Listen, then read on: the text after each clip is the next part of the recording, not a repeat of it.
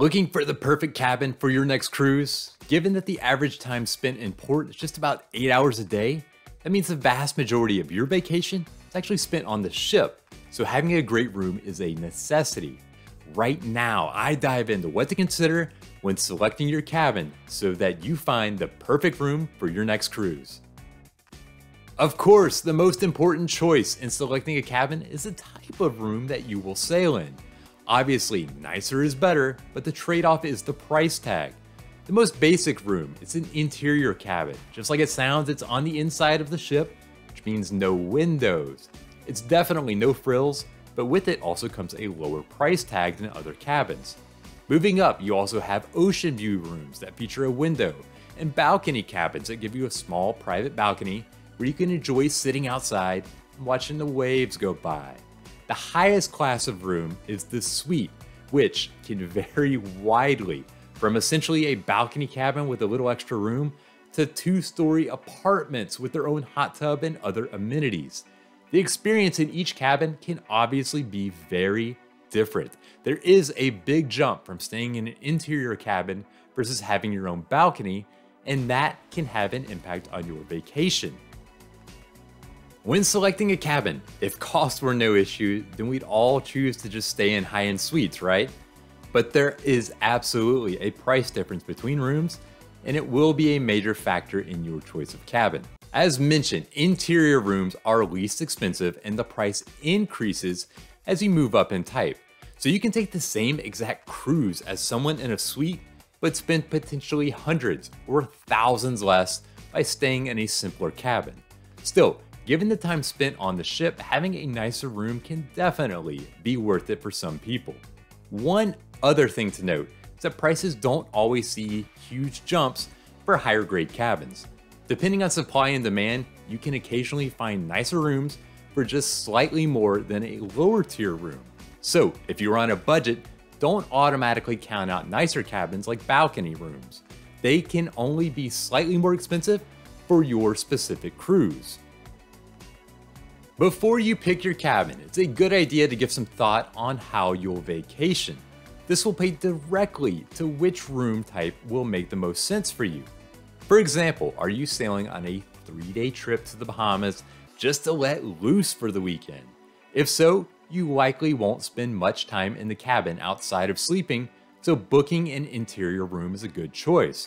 You'll have a room, but you'll be spending most of the time somewhere else on the ship. On the other hand, if you are the type who enjoys peace and quiet, or you plan on sailing a longer cruise, then having your own balcony and a room that you can enjoy spending time in makes more sense. In this case, splurging on a nicer, roomier cabin can be well worth the money. It's common sense that a nicer cabin is better, but it may simply not be worth the extra cost if you aren't going to take advantage with how you plan the vacation. Sometimes it's a full-fledged resort within a resort, or maybe it's just a special group of rooms in one area of the ship. When searching for the perfect cabin, however, you need to keep these spots in mind. For example, Norwegian Cruise Line, they offer the Haven on its ships. This is a group of upscale rooms that have their own private entry, restaurant, sun deck, and other amenities. It's often referred to as that resort within a resort. And it is designed for those looking for a more luxurious experience while getting the benefits of sailing on a large ship. Carnival, they offer Havana rooms on some ships that are styled differently and give access to special pools that the rest of the passengers can't normally enjoy. There are also family harbor rooms that offer family-friendly features like a group lounge on the floor with games and snacks. Not every cruise ship has these special groups of rooms, but they could be ideal for your situation. Be sure to keep them in mind if you're looking for a little different experience than your typical cruise. Now, while it's one thing to enjoy the buzzing atmosphere of a cruise ship, it's another to still hear it when you were trying to get some sleep. Everyone knows that rooms by elevators might be a little noisier, but you also need to consider your spot in the hall. Cruise ships, they're laid out with long hallways that run the length of the ship. On either side are cabins. If someone walks down the hall, you aren't going to hear them, or if you do, it won't be much. But if they are stomping down the hall or talking loudly, then you definitely can hear them through the door. It is not fun to be sound asleep at 1 a.m. only to be woken up by people coming back from the bar. And yes, I can tell you that it does happen.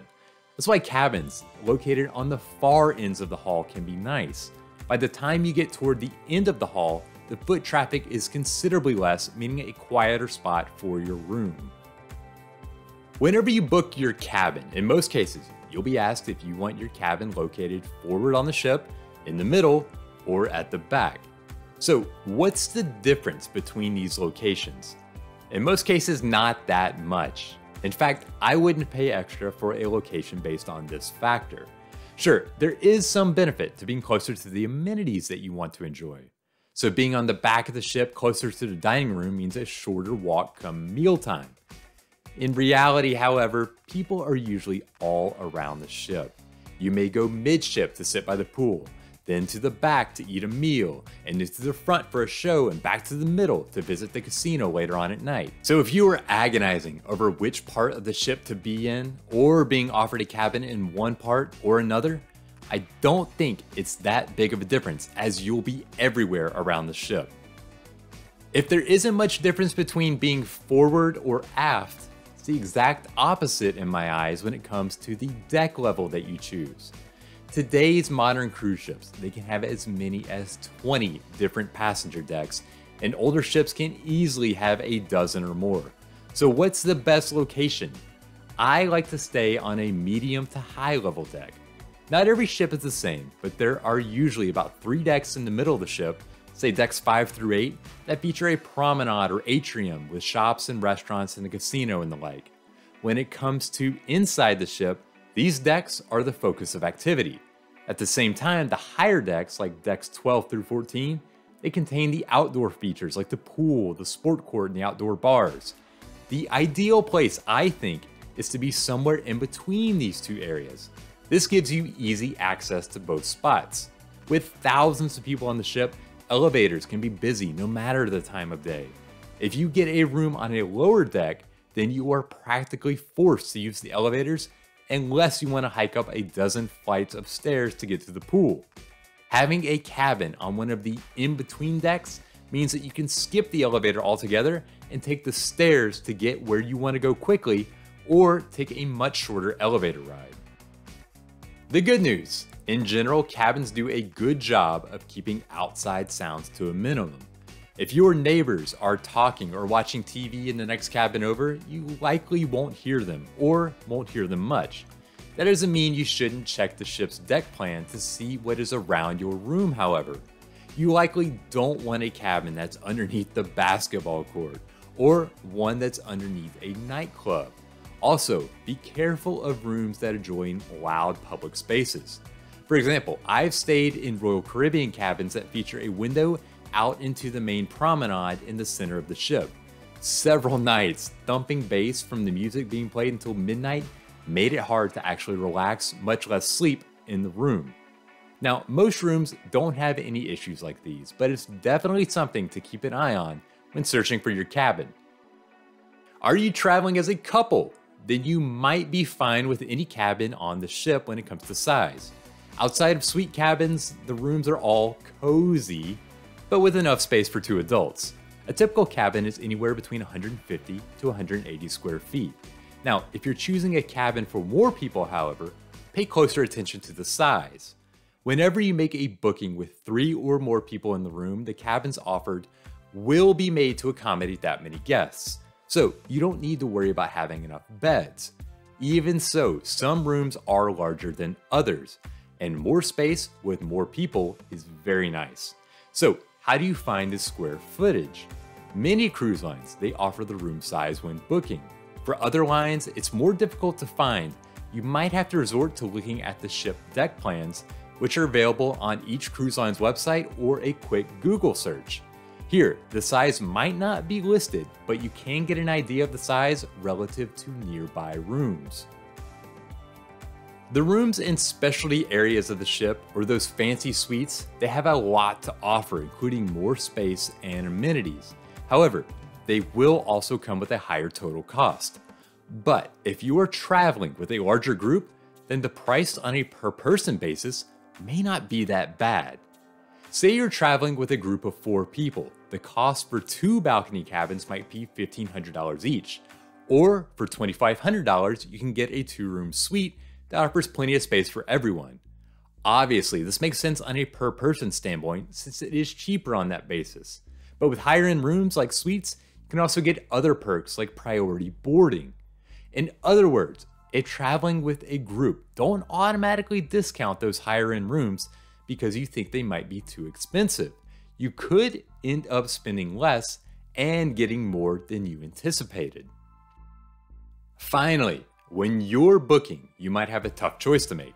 Some lines will offer you the ability to choose your exact room on the ship, or for a lower fare, you can have the cruise line selected for you. So for example, a balcony cabin might cost $600 per person if you choose it, but only be $540 if you let the cruise line pick. Of course, the risk is that you're going to be stuck with a bad cabin on the lowest deck next to the elevator if you let the cruise line pick. In my experience, however, that normally isn't the case. Twice, I have selected basic interior cabins and been upgraded to better rooms. Normally, I get the room type I selected, and the rooms are perfectly fine. When you think about it, not being able to select your specific room is commonplace in hotels and land-based resorts. Why wouldn't it be different on a cruise ship? Still, you can select your room if you prefer. Just be prepared to pay more for the privilege. One final thing to know about selecting the perfect cabin: if you are feeling anxious at all about booking the right spot, don't be. While there are a number of things to consider, the good news is that the vast majority of rooms on a cruise ship are great spots. And even if a room has some things that aren't quite perfect, they are far from something that will ruin your vacation.